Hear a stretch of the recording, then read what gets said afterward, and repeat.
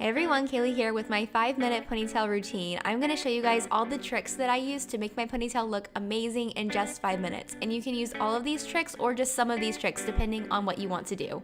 Without these tricks, my ponytail is kind of limp, like the top is really heavy, the ponytail is limp, and then it's saggy underneath the ponytail holder. None of those things are good.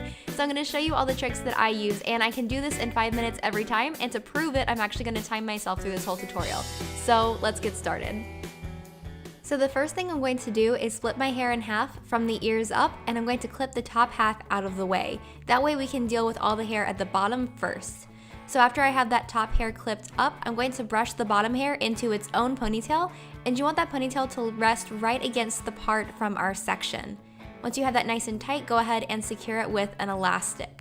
One of the big reasons that I like to do it this way is so that I don't have any sagginess underneath my ponytail. If you keep that nice and tight, it makes your ponytail look more elevated and actually a little bit more voluminous. So I like to pull that nice and tight so that there's absolutely nothing going on there that I don't want. To finish out the bottom ponytail, I'm taking a little claw clip and splitting the ponytail in half. Then I'm going to take the top half and hold it straight up and clip the little claw into it, and that way it actually helps to add volume and width to your ponytail, and it's going to be hidden underneath all the rest of the hair, so you don't have to worry about this being really obvious. So here's the before and the after. You can see there is no saggy bottom on the after, and you can kind of see a little bit of that lift starting in the ponytail as well. And now it's time to let the top down, and what I'm going to do first is actually tease the crown of my head just a little bit. So I'm brushing the hair straight back. I'm going to take that section of hair, and I'm just using a hairbrush to very lightly tease it. My hair likes to split in the back, so I typically just do a little bit of teasing just to make sure that everything stays together. This is one step that I don't do every time. I thought I would show it to you guys today so you can see the full effect, but this is definitely something that you can skip, especially if you're not a fan of teasing. So I just did a bit of teasing, and I'm smoothing it out now, and then I'm going to sweep it back and together with the first ponytail. So basically we're going to pull these two ponytails together into one. And as I do that, I'm also going to look at how it looks from the front and make sure that I like the way that it's arranged. And this is one reason why I like doing the ponytail in two halves, because all I have to do right now is deal with the top half and get it perfectly the way that I want it.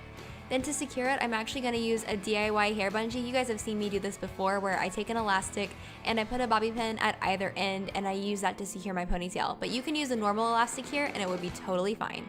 To use the DIY one, all you have to do is stick the bobby pin in one side, wrap the elastic around, and then pin in the other side.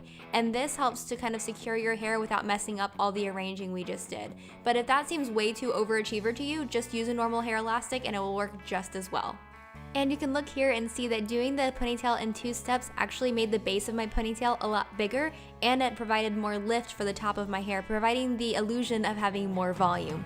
To finish off adding even more volume, I'm going to add one more clip in by separating the top half of the ponytail in half, and then I'm just going to clip it in just like we did before. Again, this is adding volume to the base of your ponytail to make your hair look a lot thicker than it actually is.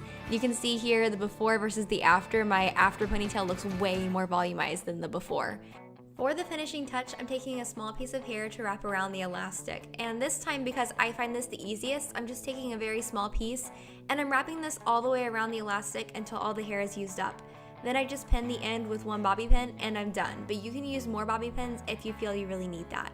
Once you've got this hair wrapped around the elastic, you are completely done with this hairstyle, and this one only took me 4 minutes and 15 seconds to go from this to this. And that is my 5-minute ponytail routine. Now, sometimes I use all of these tricks, and sometimes I only use a couple of them, and that's what I encourage you guys to do. Find the tricks that are going to work for you and help your ponytail to look that much more awesome, and use them to your advantage. I hope you guys really enjoyed this video, and if you enjoyed it, and if you try out these hairstyles, send me pictures using the hashtag KayleeMelissa, and I will see you guys in my next video. Mwah! Bye!